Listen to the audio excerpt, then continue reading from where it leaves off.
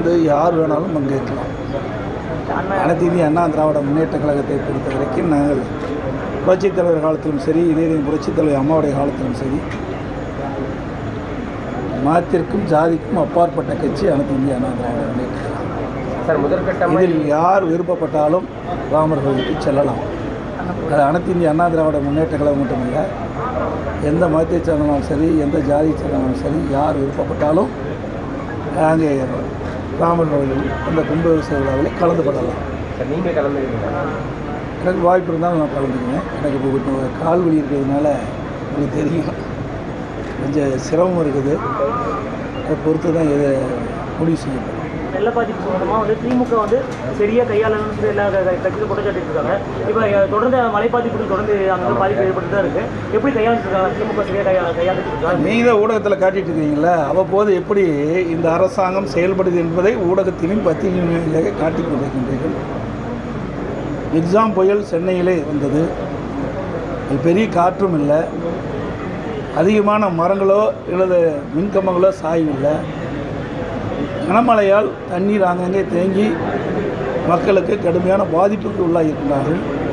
இந்த விடியா திமுக அரசு பொறுப்பேற்ற பிறகு பொறுப்பற்ற முறையில் அமைச்சர்களும் முதலமைச்சர்களும் பல்வேறு ஊடகங்களிலும் பத்திரிகையின் வாயிலும் பேட்டியளித்தார்கள். அப்பொழுதெல்லாம் சென்னை மாநகரத்தில் எவ்வளோ மழை பெய்தாலும் ஒரு சொட்டு தண்ணீர் கூட தேங்காமல் வடிகால் வசதி செய்து கொடுக்கப்பட்டிருக்கின்ற தவறான பொய்யான செய்தி வெளிப்படுத்தினார்கள். மக்களும் அதை நம்பிவிட்டார்கள். அவர்கள் அறிவித்த அந்த செய்தியை நம்பிவிட்ட காரணத்தினாலே இந்த கனமழையால் கடுமையாக மக்கள் பாதிக்கப்பட்டார்கள். ஏற்கனவே சென்னை மாநகரத்தில் வடிகால் முழுமையாக செய்து முடிக்கப்பட்டு விட்டதாக நகராட்சி நிர்வாகத்துறை அமைச்சரும் சொன்னார். அதோடு அந்த சென்னை மாநகரத்தில் இருக்கின்ற அமைச்சர்களும் சொன்னார்கள், முதலமைச்சரும் சொன்னார். ஆனால் கனமழை பொழிந்த பிறகு ஆங்காங்கே தண்ணி தேங்கிய காரணத்தால் கடுமையாக மக்கள் பாதிக்கப்பட்டது மட்டுமில்லை, அவர் வீட்டில் வைத்திருந்த உடைமைகளெல்லாம் பெரும் சேதத்துக்குள்ளாகிவிட்டது. 2-3 நாட்கள் அவர்களுக்கு சாப்பாடு கூட கிடைக்காத ஒரு நிலை உடைய தொலைக்காட்சியில் தான் நாங்கள் பார்த்தோம். இப்படி நிலைமை இருக்க இந்த அரசாங்கம் ஒரு பொய்யான செய்தி வெளியிட்டு மக்களை ஏமாற்றி கொண்டிருக்கின்றது. முழுமையாக வடிகால் வசதி செய்து கொடுக்கப்பட்டதாக ஒரு தவறான பொய்யான செய்தி முதலமைச்சரும் துறையினுடைய அமைச்சர்கள் மற்றும் அமைச்சர்களெல்லாம் தவறான பொய்யான செய்தி வெளியிட்டதின் விளைவாகத்தான் மக்கள் இவ்வளவு பாதிக்கப்பட்டிருக்கின்றார்கள். அதோட இது டிசம்பர் 3 நாளில் மழை பெஞ்சது எக்ஸாம் புயலால் சென்னையில். அது ஒரு பாடமாக எடுத்துக்கொண்டு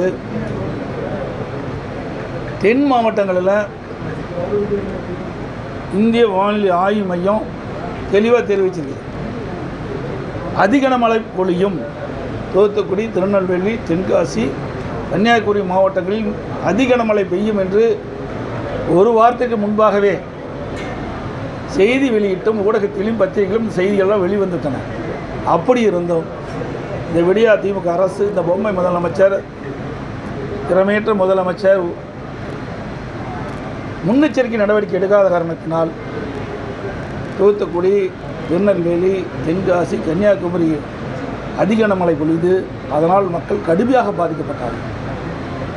அப்படி மக்கள் பாதிக்கப்பட்டு கொண்டு இருக்கின்ற இந்த தருணத்தில் அரசு வேகமாக துரிதமாக போர்க்கால அடிப்படையிலே மக்களுக்கு என்னென்ன தேவை என்பதை உணர்ந்து உடனுக்குடன் செயல்பட்டிருந்தால் மக்களுடைய கோபத்துக்கு ஆளாகியிருக்க மாட்டார்கள்.